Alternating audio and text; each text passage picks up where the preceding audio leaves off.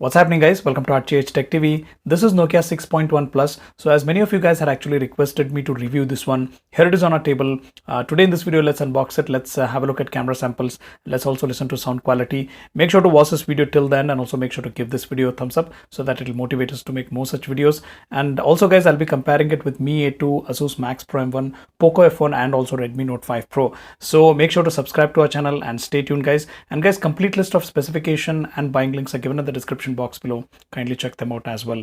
Now this actually comes in one variant which has 4 gigs of RAM and 64 gigs of internal storage, and it has that Snapdragon 636 processor which we have already seen on Asus Max Pro M1 and also on Redmi Note 5 Pro. It's a very good mid-range processor and also a pretty capable processor. It's a 14 nanometer processor, guys, and which has that FinFET technology. So it's pretty good when it comes to performance, heat management, and also battery life. And over that, guys, it's an Android One device, so the software is directly provided by Google. So you can make sure your device stays up to date with latest software update. You can make sure your device stays secure with latest security patches, and over everything you can have that clean stock UI experience which is simple to operate as well. Now this actually comes with 3060 milliamp hour battery. Let's take this out of wrap. This actually has the 3060 milliamp hour battery, and when it comes to cameras, it has dual camera setup on the rear side. So the primary camera is 16 megapixel and the secondary camera is 5 megapixel. On the front side as well, we have a 16 megapixel camera, and this also has that dual tone LED flash, guys. So even in low light, the colors should be good if you use flash. It has a fingerprint sensor placed on the rear side, and you get that 5.8 inch Full HD Plus display with 19:9 aspect ratio, and it also has that notch. The display is protected by Gorilla Glass 3. So let's power this on, and while it boots up, let's quickly have a look at the physical overview. So on the top side, we have 3.5 mm headphone jack, a secondary mic for noise cancellation. On the right side, we have power button and volume rockers.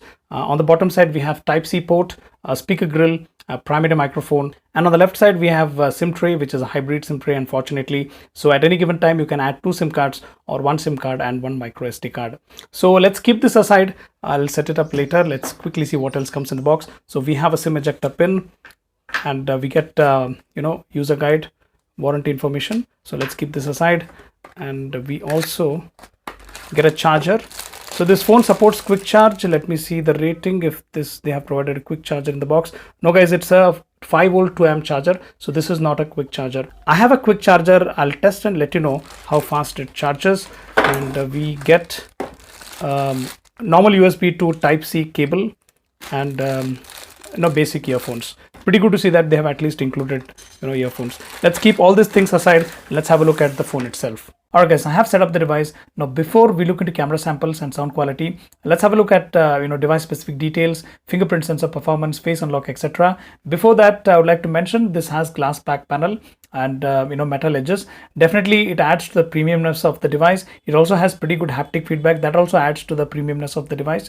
And one thing which I did not like about this glass back panel is it's a fingerprint magnet, attracts a lot of fingerprints, as you can see.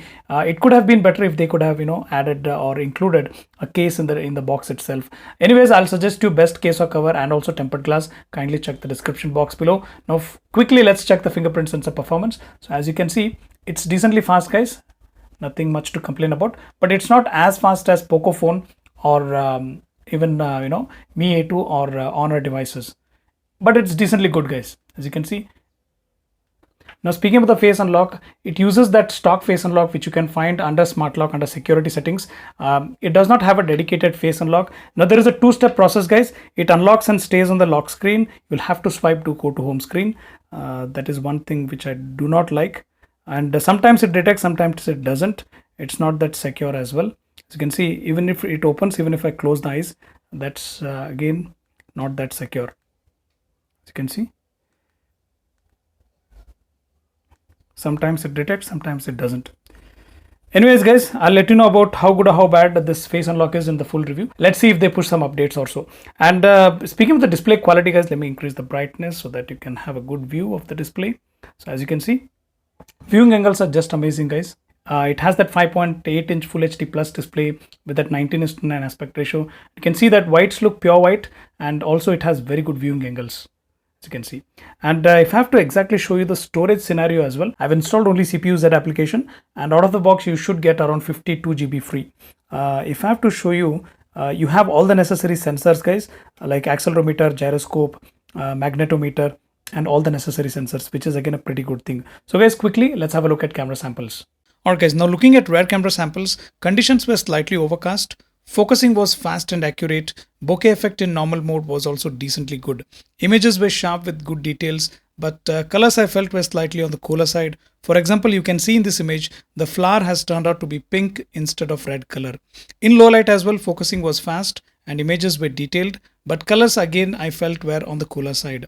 It has auto HDR and it worked perfectly fine, highlighting shadows and details.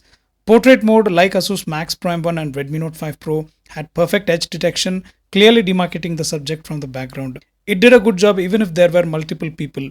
So these were sample images, guys. I'll test it and try and mention all other details in the full review.